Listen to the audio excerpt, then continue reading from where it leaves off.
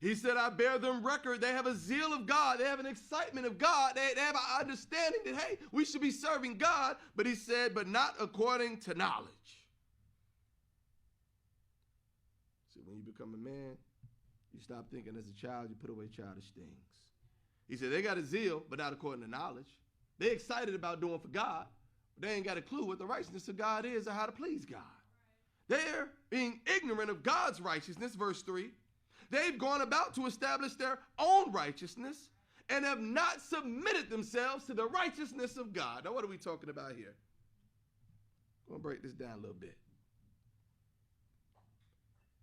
You having your own righteousness will allow you to say, I get to lay down my religion and come at people however I want and do whatever I want.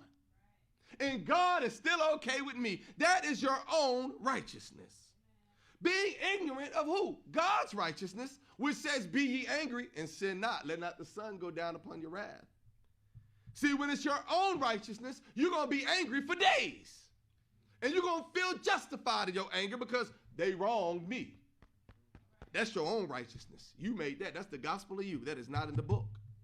When you talk about God's righteousness, he says for you to love your enemy, pray for them to despitefully use you and persecute you, and do good unto them. See, there's a difference in God's righteousness and your righteousness.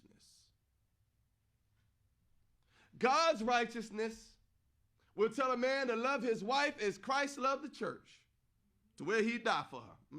Sure will. He will give himself for his family. He will make sure that he's made provision and goods for his family, because it says that if you don't provide for your own, you're worse than an infidel. You're worse than an unbeliever. See, that's God's righteousness.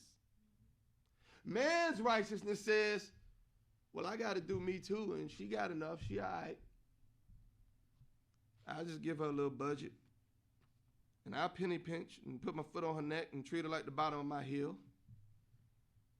Because you got to keep them broke, got to keep them in check, give them too much money, they're subject to go crazy. See, that's man's righteousness, man's mindset versus God's.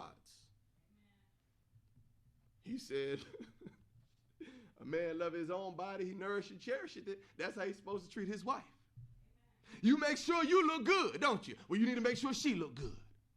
You make sure you feel confident in what you got in your bank account. You need to make sure she got a little bit of them coins too.